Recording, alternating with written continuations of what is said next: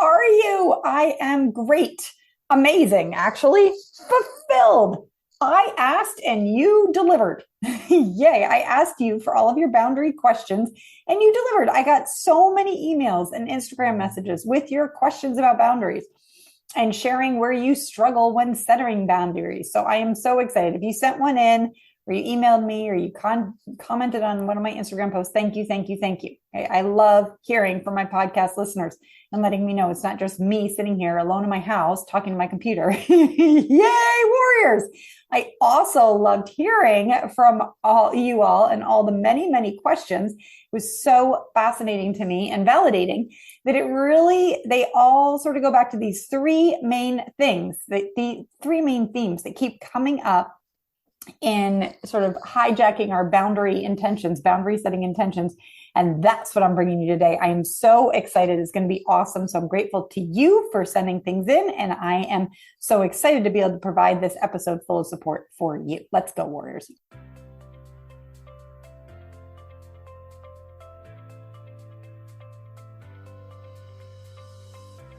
Hi, this is the Love Your Life Show with Susie Pettit, Certified Life and Wellness Coach. Join Susie as she helps you with your wellness and mindset so you can live a life you love. Let's go, warriors.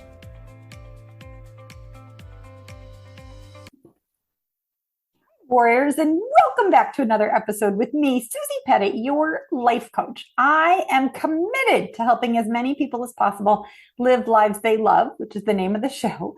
And one massive way I do that is through educating and supporting. Okay, teaching concepts on the podcast and in my parenting program, and then supporting you in one-on-one coaching, the membership, and the Happiness Habits program.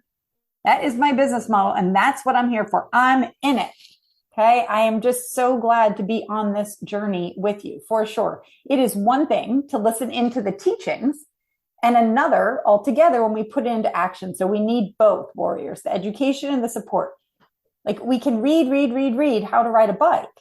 But until we get on that bike, watch out. You get the point. You can listen to how to set boundaries and how they're important in thriving relationships. But real change comes when you open your mouth, when you get on the bike, when you take the action. So make sure you're taking action in your life, dear warrior. If you need help, sign up for my Happiness Habits program, where you get individual Susie help for nowhere near the cost of what one would expect. Okay, and you get that support to take the action, to open your mouth. Or if you're a parent, choose the parenting program. Choose action, choose to get on the bike and to finish this year strong, warriors. Okay, and let's step into learning this week. The education piece, as I share the three main things getting in the way of us setting and upholding boundaries. Okay, because that's what I said. That's what I'm all about. Educating. The three things that keep stalling you wonderful warriors out all have to do with assumptions. The assumptions we make in our relationship and the assumptions we make when setting boundaries. Okay, have you heard the play on that word assumption, as you make of me? That's a bit harsher than my usual, how I like to go. I like saying, be the kind observer. Okay, yet hold on to the idea that making assumptions is unhelpful for us and for the relationships we're in. So let's look at what your emails and your texts and all your messages told me about the three main assumptions we're making that are getting us into trouble where boundaries are concerned. The first assumption we make is we assume the other person operates by the same set of values and guidelines that we do. Okay, so before setting a boundary, we might think through what the boundary conversation will go like. And we might think thoughts like, well, if I were them, I'd say this, or I'd do this. So we assume we know how they'll respond. The challenge is they're not us. They don't think like us. Okay, we make the assumption that they will react, of how they'll react based on how we would react if we were in their shoes. We're not in their shoes. This is part of what gets us into needing to set the boundary in the first place. Okay, so this first assumption with boundaries often stops us before we even start. Like we sit there for years thinking the thought that if our mom just did it this way, or our dad just did it this way, or our husband just did this, like did the way we would do it. Okay, we think the thought that our mother-in-law should just know to call before stopping over. or our friend should just know that it's not okay for us to pick up their kids every day after school, or our boss should just know that emailing on a weekend puts pressure on us. Okay. Or it's not okay. Like our coworker should just know that just because our door is open doesn't mean we want to be interrupted and talk. This assumption, the assumption that other people think like us and thus should know how to act, gets us into a lot of frustrated, irritated feeling states. Okay, we think they'll do the quote unquote right thing. So instead of speaking up, we keep waiting and waiting and waiting for their behavior to change, for them to think like us, for them to do what we would do. But sorry, warriors, not everyone thinks like you. Okay, your version of the right thing isn't everybody's version of the right thing. It is so hard for me to understand, but it's true. And so the tool to get around this boundary pitfall is to practice thinking a thought that I've had to practice a lot. Not everyone thinks like me. It's like blew my mind when I first realized it. So we need to practice this thought. Not everyone thinks like me. Like, why isn't that person acting the way I would act in that situation? Because they don't think like me. Okay. So we practice the thought, not everyone thinks like me, and then we clearly state our boundary. We just do it. Get started. We share how we would like to be treated, letting go of whether the other person should already know that or not. Okay, some examples are saying, please don't talk to me about my weight. Or please call before you come over. Or I will not be answering emails on weekends. Or please stop commenting on my kids' haircut, weight, hair color, clothing, etc. Okay.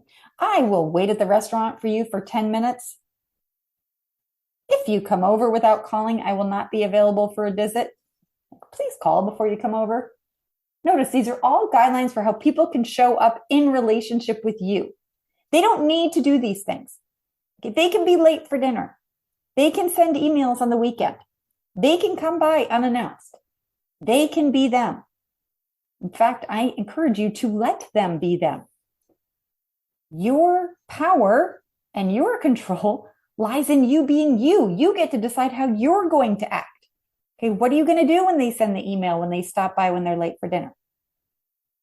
Okay, we start with practicing the thought, not everyone thinks like me, and then getting started setting these boundaries using clear, concise communication, CCC.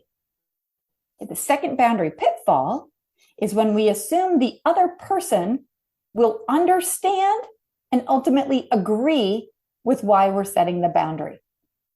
Ooh, this is a hard one, warriors. We want them to understand and agree so bad, no? Okay. Say that I have the boundary that I don't allow unannounced visits from my mother-in-law. Okay, and I follow Susie's plan and clearly and concisely state my boundary by saying, please call to check that I'm available before coming over.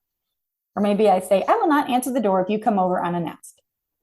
Okay. The challenge many of us has is that now we step into fairyland Disney brain and we imagine our mother-in-law will be like, oh, okay, I get it. That's reasonable. Sounds good, Susie. Okay, I totally get it. Is anyone else rolling on the floor laughing? I mean, maybe if your mother-in-law listens to the Love Your Life show, but really drop the expectation that she will understand and agree. What is she probably going to think after all these years of her just being allowed to stop by unannounced? She's probably going to think that you're going through some, mood swing or that you're being unreasonable and rigid. She might even think that you're keeping her grandkids from her. She can think whatever she wants, warriors. Just because she thinks that doesn't mean it's true. You get to think what you want about your boundary. You have your reasons for setting your boundary, and she has her reasons for stopping by unannounced. There doesn't have to be a right or wrong. This step is not about defending or explaining your reasons. Okay? Drop the assumption or the expectation that she's going to understand why you're setting your boundary or that she needs to. You get to think one way and she gets to think another way. Setting a boundary is not about explaining and trying to plead your reasoning in your case. Okay, setting a boundary is not about getting everybody to agree that your way is the right way. Rather, remind yourself about the first assumption I mentioned and your new practice. To remember, not everyone thinks like you. Not everyone thinks like you. And so the tool to get through this boundary assumption pitfall is to expect resistance. Okay? Like, after all, if they thought like you, there wouldn't be a need for a boundary in the first place because they wouldn't be doing what they're doing.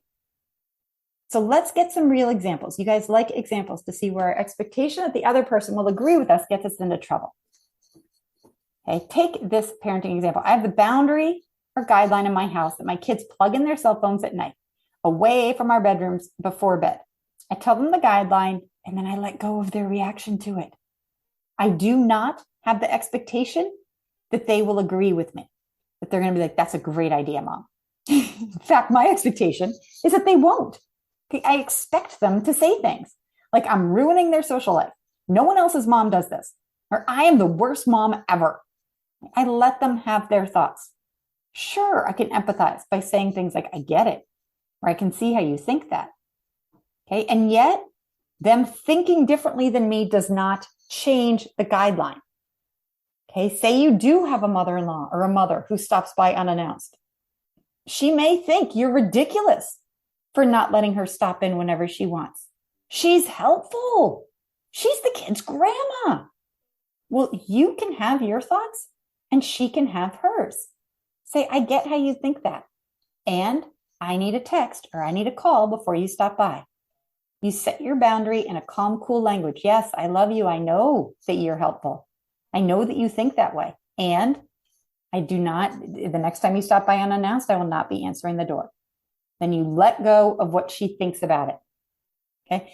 Another boundary example I have a guideline for people who are in relationship with me that I don't allow people to swear at me or call me names. Okay. I have this guideline in my house with my sons. Okay. They did not agree with this guideline. They thought they should be able to call their brothers names. Okay. They said their friends got to call their siblings names. I said, fine. That's interesting to know. And in this house, we don't call each other names. Okay. I told them when they're out of my house, they can choose to call each other names and sleep with their phones plugged right next to their brains. They could lean it next to their brains if they want. It's not my business at that point. Okay. It's only when in interaction with me that this boundary applies. Do you see a theme here? Okay. Your mother-in-law can stop by her neighbor's house all she wants unannounced. Your mother can stop by your sister's house unannounced. It doesn't make a lick of a difference. It's not a guideline you have for people in interactions with you. We let people be them. You don't get into their business, what they're doing in other parts of their life. It's just when it interacts with you. Another example, I've shared this before, that during my divorce, my dad would yell at me a lot. He thought I was making the bad decision. He would yell at me. He would call me up on the phone and yell, tell me how much of a bad decision I'm making. At that time, I would say to him, if you keep yelling, I'm going to hang up the phone. He'd yell, I'd hang up. You know what, warriors? He could keep yelling. This isn't about me telling him what he's doing or what he's doing is wrong. I'm telling him what I allow in relationship with me. He could literally continue to hold the phone against his ear and his mouth and yell after I've hung up. Totally fine. It's not about controlling what other people are doing. It's about clearly stating how you are to be treated if they're choosing to be in relationship with you. I wasn't telling my dad what to do, nor was I saying yelling was wrong, nor was I explaining why I didn't allow people to yell at me. Okay. Do you see how dropping the expectation that others will or need to understand why you have the boundary you have is so helpful and ultimately peaceful? You let people think their thoughts about their behavior. Okay. Remember, back to number one, people think differently than us. Here's another example, which will maybe help you see why you don't have to explain your boundaries. Think of one of your girlfriends or your daughter at a party and someone puts their hand on her butt. What would we want her to say? I would want my daughter to say, take your hand off my ass. Instead of, hey, it looks like you think it's okay to put your hand on my butt, but I have the boundary that it's only okay for people I'm in intimate relationships to put my hand on my butt. But you appear to think differently. So let's talk about it and figure out who's right or wrong. No. Okay. She gets to choose whether she wants that behavior or not. You get to choose whether you want people to come over unannounced, to be late to dinner, to call you names, or to touch your butt. You don't need someone else's approval for the boundaries you set. You are the authority of you. Okay, they can think you're wrong. You can think one way and they can think another. Okay, what's your boundary? Let go of the need to explain it until the other person agrees. Okay, rationalizing why she doesn't want his hand on her butt, but he thinks it's okay. It's enough that she doesn't want it to be there. Nah. Okay. Boundaries are guidelines for how we'll be treated in a relationship. If someone wants to be in a relationship where they can swear at the person, touch their butt whenever they want, and drop by unannounced, I'm not their match. It's that simple. Move on. Third boundary pitfall is we assume that once we state the boundary or guideline once, we're done. We work up all this courage and say the boundary. Something like, Mom, if you continue to talk about my weight, I'll hang up the phone. Okay, we get all sweaty and nervous. We do it. We get off the phone and think, oh, phew, that's done. We think one and done. This is a poor assumption to make because the reverse is usually true. In fact, if you're setting boundaries in foundational relationships, like relationships you've been in a relationship with for more than a year, my guess is that a lot of your relationships are used to having relaxed boundaries or maybe even none at all. Okay, they're used to being able to talk to you in a certain way. That's the first 1, 2, heck, 10 times that you state a boundary. The other person will not be used to you having guidelines for how to treat you. Okay, for example, your mom might get on the phone next time and dive right into, hey, you seemed a little sensitive last conversation. Are you ready for me to send you my dietitian's name this time? Expect it, warriors. That's your mom being your mom. How many times have you let your mom comment about your weight in the past? Okay, her brain has the pathway, the neural pathway that thinks that's okay. Okay, her thinking, the one time you speak up as an aberration would be logical. That would be logical thinking on her side. Okay, so when your mom launches into talking about weight again, instead of thinking, well, that boundary didn't work, just sort of throwing up our hands and letting her talk, please, please, please remember this errant assumption that we make, that once is enough. And here's the tool to counteract that, which is patience. Patience, patience, patience, combined with a growth mindset. Okay? So patience. Get to see it again. The second time you say it, the beauty is it's easier than the first. You won't feel as nauseous. So she launches into your commentary, you open your mouth and you say it again. Hey, Mom, if you continue to speak of my weight, I'll hang up the phone. Restate your boundary. Notice how I'm not saying explain your boundary. You're not like, Mom, I've changed my mind. I no longer want you to. No, think of that girl in the bar. She owes no explanation to the man with the hand on her butt. Same thing with your mom, your mother-in-law, your boss, your sister. No discussion needed. So in this instance, challenge your assumption of one and done. When you hear your brain thinking that if you have to say it twice, that means the boundary isn't working, push back on that expectation with a growth mindset. Okay, add the word yet at the end. So when I hear things like that boundary didn't work, I ask you to add the word yet. The boundary didn't work yet. Okay, I'm in the process of setting boundaries. I'm in the process of seeing how this works. How many times can I tell my mom to stop talking about my weight before she stops talking about my weight? When we're setting boundaries with people whom we've been in these long relationships with, they are used to us showing up in one way.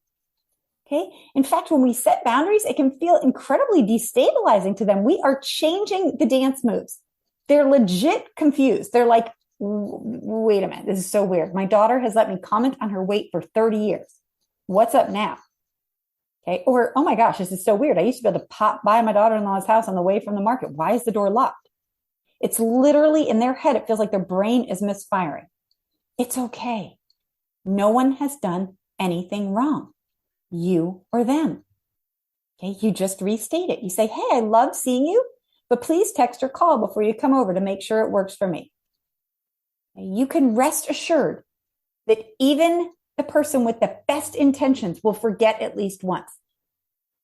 Okay, the tool to get around this boundary pitfall is practice the growth mindset. Instead of assuming one and done, which will just lead you to feeling incredibly irritated, assume it will take practice and have patience. Okay. This can look like, your mother-in-law coming over or your sister coming over, and instead of the open door, she walks in, you lock the door. And when you get to the door, you say, hey, it's good to see you, and I can't visit right now. Remember, when you want to come over, please text or call first to see if it works for me. I love you. Close the door. Do you see how wonderful this is? You don't have to hate them. You don't have to be irritated or annoyed to set a boundary. You don't have to be angry. It's like, yeah, of course they're stopping by. I let them 400 other times. Okay, you can love them and see how they think that they could stop by unannounced. Okay, they've stopped by how many times before, and you've welcomed them in. Now you get to practice a new way. I love you, and I'm hanging up the phone if you're talking about weight. I love you, and I can't visit right now. Okay, keep it short. One sentence, broken record. The more info you give, I'll just give you this little tidbit. Okay, we talk about this in the membership, that the more info you give, the more likely your boundary will be chiseled apart. Okay, so like if you're like, oh, right, I see that you're here. And remember, I said you need to text me before you come in because I have dinner to make and a family room to clean. And so I can't visit right now. That opens the door to your friend or your sister or your mother-in-law saying, oh, no worries, I can sit and watch you make dinner. Or that's okay, I'll just help you clean. Short and sweet, warriors. I love you, and I can't visit right now. Next time, text first to see if it works for me. That's it for this week. 3 assumptions I want you to challenge with the tools to counteract them. I consider myself a boundary expert. Okay? Not only have I been formally trained in boundary setting and relationship coaching, I have lived this. I have walked this walk with you. I have felt nauseous before setting a boundary, while setting a boundary, and after setting a boundary. Okay? I have set some of the hardest boundaries there are to set, and I have come out the other side stronger, and I know how to support you. Okay? So please keep emailing, listening to the podcast. Take the Happiness Habits program if you haven't yet already. Take the parenting program if you had kids.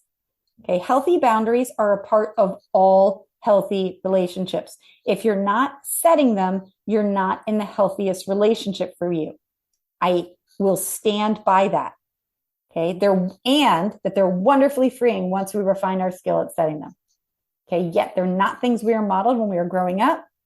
So listening to podcasts like this helps get the education, and then you get the support that I'm talking about. All right, dear warriors, can you do me a favor?